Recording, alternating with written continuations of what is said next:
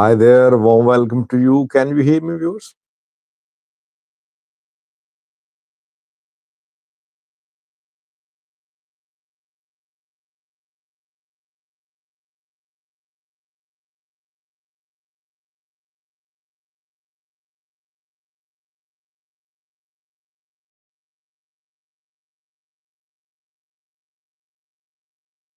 Thank you for responding with yes.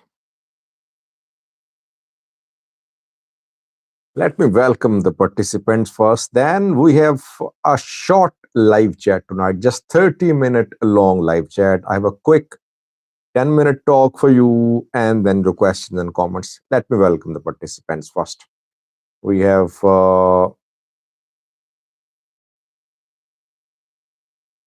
Nitin, Netihale, Abdirashid, no, not Abdi, Abiraba, Mike G, Elijah Kano, Aaron David, Mulugata Shimalis, Abe Ahmed, JX Farange, first member who joined tonight's live chat. Welcome, JX Farange. Good to see you. Perfetto, Mare, MMT, Kamal Hershey,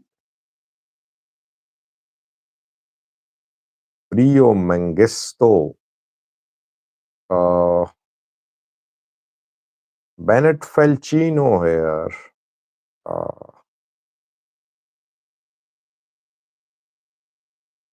BMKB,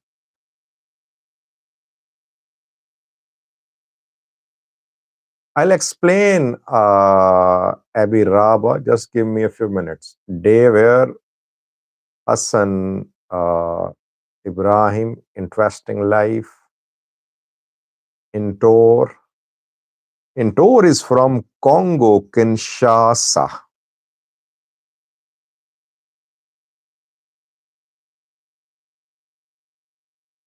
We have Abdo Abafogi, Celeste Desta, Efebed, Mimi Petros, Dark Star, Pipelali here, Markorchach joined too. Mira Korchach rather. Man from Northerner here, Alex Comera, Mihari Tisfaldet. Warm welcome to all of you viewers. Thank you for joining. Barakat Johannes. By the way, we need to analyze the. Thank you, Mimi. We need to analyze the conflict in Ethiopia from different angles. That is how we'll be able to understand this conflict in its entirety. I just compared preparations for war by the warring party. Welcome, Beatam. I'm fine. How are you? And I drew some conclusions. No, you're on time, Zacharias. So I thought of sharing it with you. But just two quick updates for you, then I'll start. Firstly, around a month ago, I did a video, rather a live chat. In that live chat, I said that General Philippos, head of RRT and military, had arrived in India. He was undergoing a surgery, a minor surgery. I said he had uh, sort of small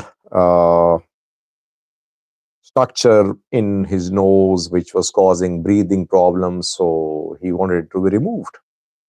Back then, no one shared evidence.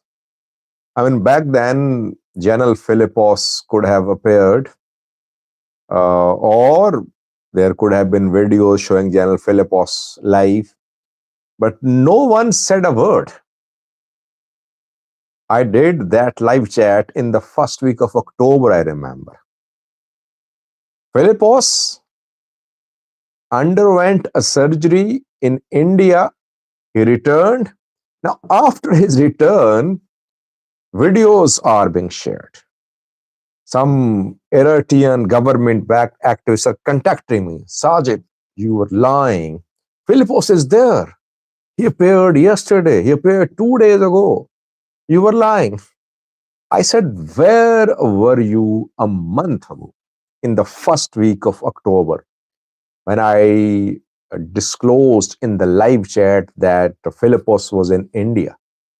He was not there to seek asylum. He was there to undergo a surgery, which took a few days. He returned to Eritrea, and now you are showing videos, pictures that he is in Eritrea.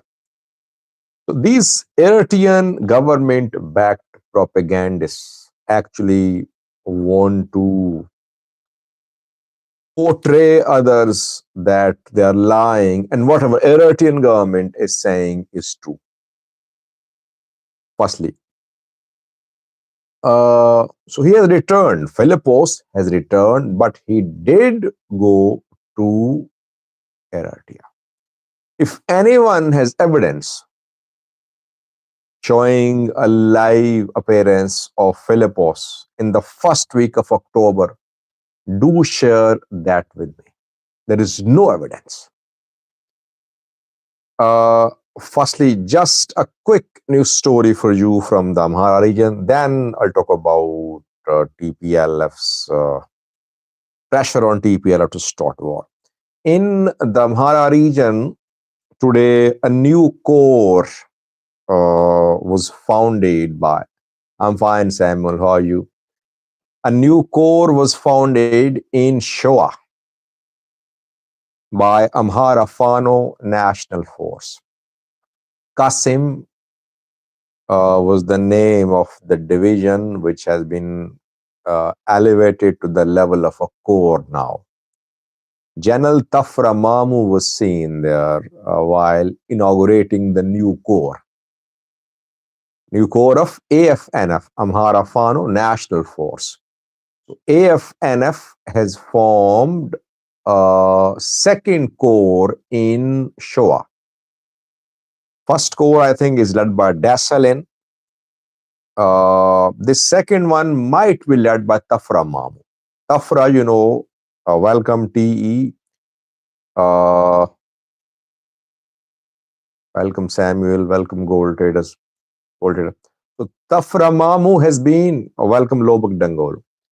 Tafra Mamu has been based in Shoa since his entry in Fano, but he did not have his own Fano group. Almost all Fano commanders have their own groups.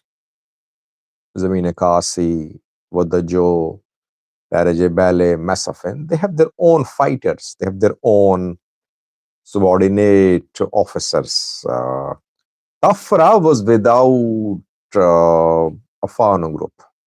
I think that Tafra is now going to lead this corps, though I think he is the strongest contender to lead all the Fano groups.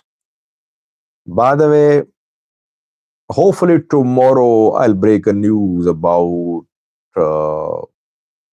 Fano showing some serious issues. I'm working on it. Hopefully I'll do a video tomorrow. The question is, how will AFPO respond to growing presence of AFNF in Shoa? AFNF is gradually expanding in Shoa. AFPO is the main player in Shoa, I think. Only region, only zone in Amhara where AFPO perhaps is stronger than AFNF is Shoa. But in Shoa, AFNF is now expanding. Tafra is leading. Let's see how AFPO takes it.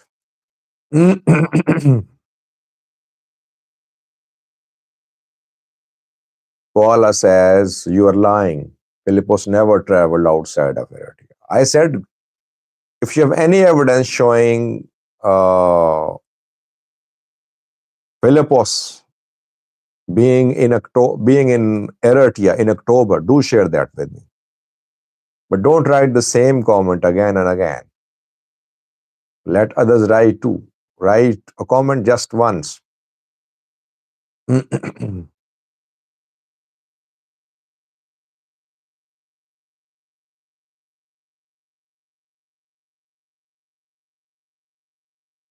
Beetham says, I thought AFPU and AFNF are coming to one command. Well, I'll do a video.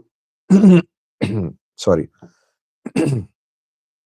Hopefully, I'll do a video tomorrow about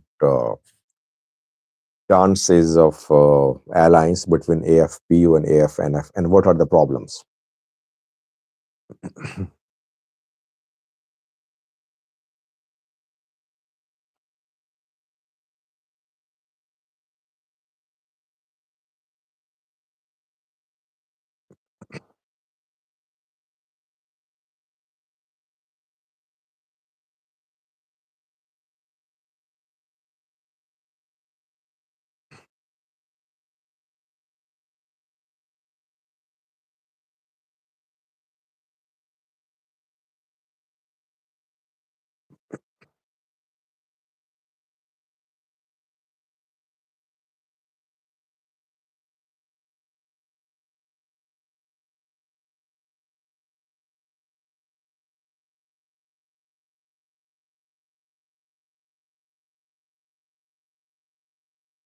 Should I start, viewers? Why am I saying that TPLF is under pressure to start war? What is the reason? What happened? By the way, 2 hours ago, I did a video and I talked about drone strikes, which were conducted by Ethiopian military in Oromia. In Kalam, Wailega, the drone strikes were conducted.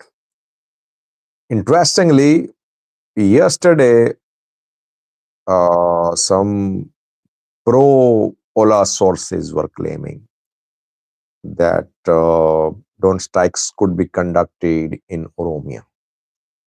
I thought maybe they were bluffing, but then we saw that in Kalam, drone strikes were conducted.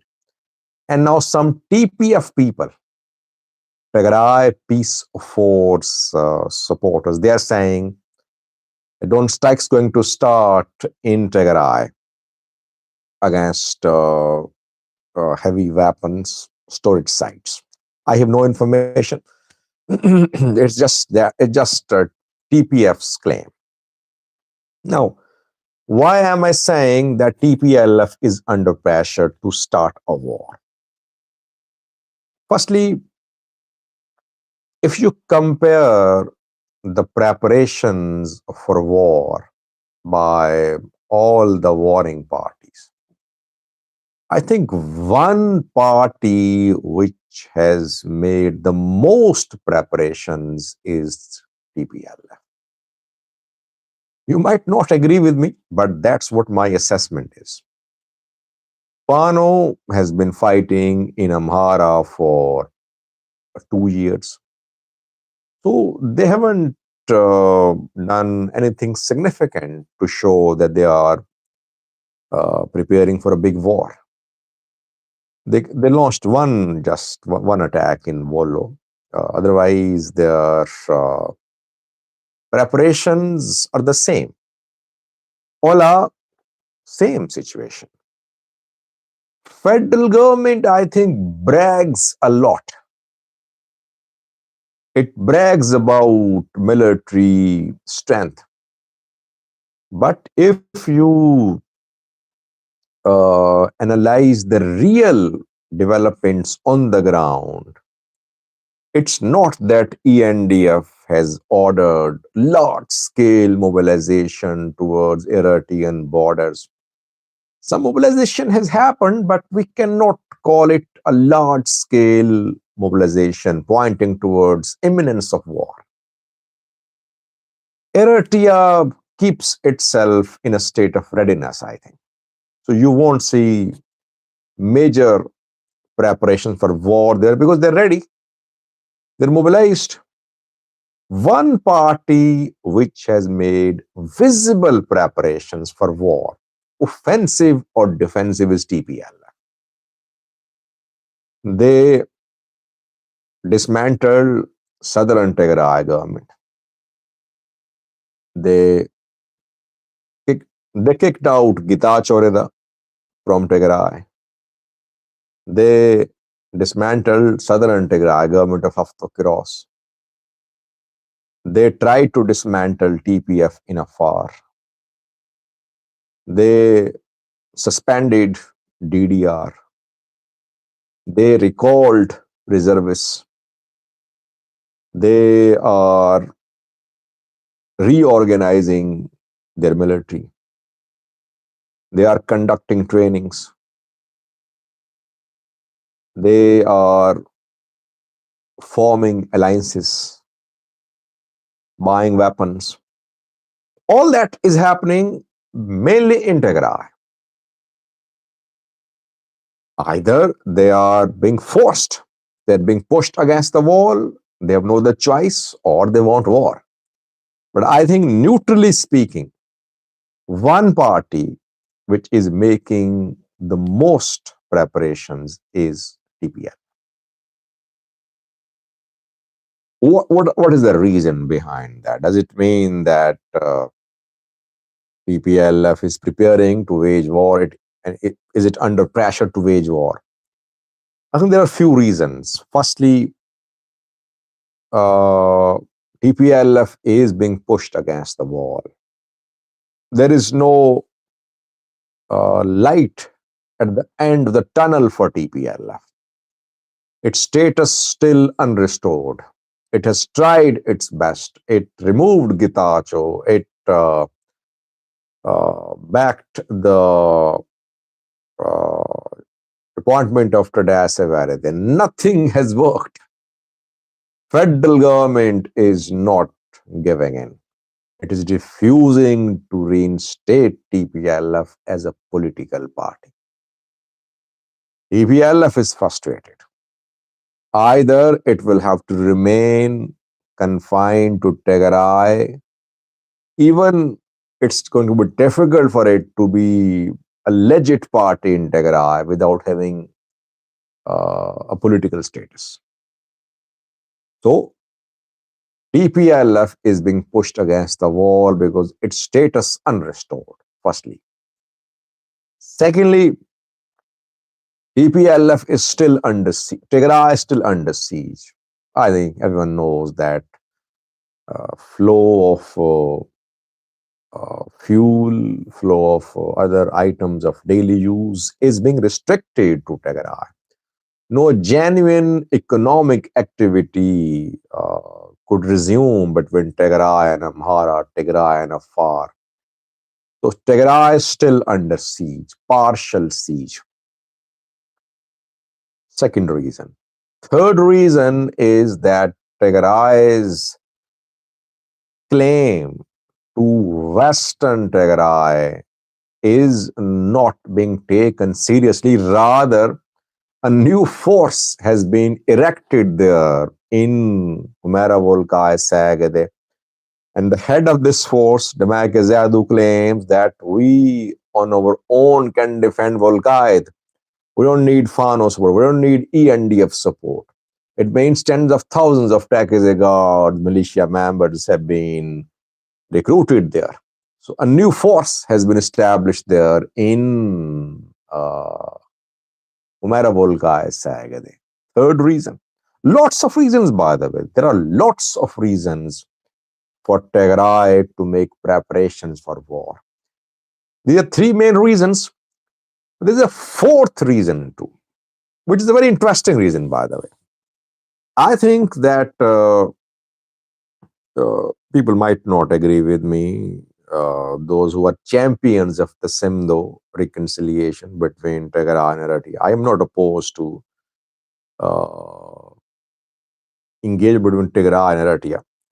But I think Eritrea is slowly pushing TPLF into starting a war. Why am I saying that? Message being sent by Eritrea to TPLF is that in case of war, Eritrea will be with TPLF. It's a promise, it's an assurance being given to TPLF that if Abiy hits Tigray, Eritrea won't be behind. Eritrea will stand shoulder to shoulder with TPLF. Secondly, the message being sent by Eritrea to TPLF is that this is the right time to strike. You, if you waste time now, you could suffer. This is the time to strike because you have people on your side, you have groups on your side, you have internal, external players on your side. If you don't strike now, you will regret in the future. Eritrean government-backed propagandists are openly saying that, I don't know why they are saying that publicly. People like I will say, they're saying that if Abiy attacks Tigray, Eritrea will attack Ethiopia. I mean, who gave the license to Abil Said to make this announcement? He clearly said, I think he is not, he is being told by Eritrean government to say such things, that give an assurance to TPLF publicly that in case of Abiy's attack on Tigray, Eritrea will attack Ethiopia. Will Eritrea, my question, which I'm going to ask and end the live chat, my question, viewers, is will Eritrea honor its commitment or not? Will Eritrea keep the promise or not? It is promising to TPLF that if you start war against Abiy, or if you are attacked by Abiy, we will attack Ethiopia. Will Eritrea keep the promise? Or will it just push Tigray and PP into a war and be a silent spectator? You saw what happened to TPF, that Abiy pushed TPF into attacks on TPLF and Tigray military. When Tigray military hit TPF, ENDF was nowhere to be seen in the far region. So I think Tigray is under pressure. That's why I chose the title, that Tigray is under pressure. TPLF is under pressure. Internally, TPLF is being pushed against the wall. It's all its cards have failed. Under siege, status unrestored, tax as a guard established, TPF established, no trade, fuel being restricted. Internally, this is what TPLF is facing. Externally, a promise from Eritrea. Will Eritrea keep the promise or not? Let's see. So I think these times are a test of the maturity of Tigray leadership, TPLF and Tigray military leadership. Will they be able to steer Tigray through these through these difficult times? While there are splits in Tigray, while PP is trying to create splits in Tigray, while Tigray is faced with very few options, what will Tigray People Mission Fund and Tigray military do? Should it trust Eritrea or not? By the way, if today Eritrea says that Eritrea tells TPLF that it won't back TPLF in case of war against Ethiopia, I think you will see improvement in relations between TPLF and Abiy. You'll see start of dialogue. That's my assessment. So TPLF's big decision of war, I think, is mainly relying on Eritrean support for TPLF. Should TPLF trust Eritrea?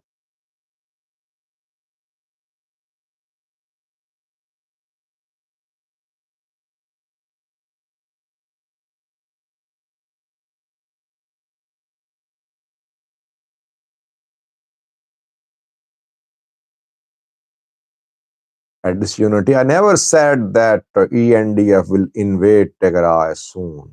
When did I say that?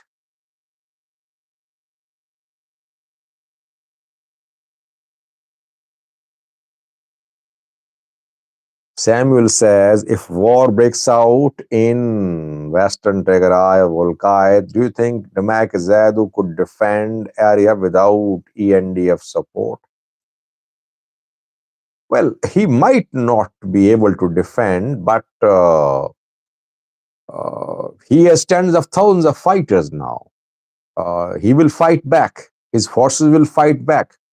If ENDF supports him, a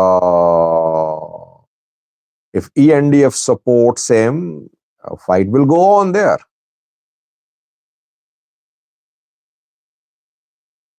Additionality, don't write one comment again and again. Why are you writing the same comment again and again?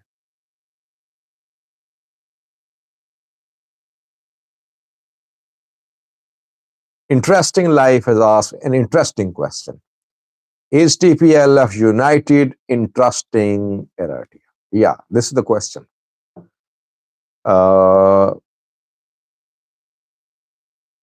I think the dissenting voices left Tigray, led by Gitach and others, there are still dissenting voices, but those voices are not loud enough. Now, I think I should leave. I am leaving a question for you. Whether you are pro TPLF, anti TPLF, Eritrean, Tigrayan, pro FAN or pro Ola, but do write your analysis in comment section. Should TPLF trust Eritrea now or not? Do write your comments, and then we'll do a follow-up live chat tomorrow about this topic.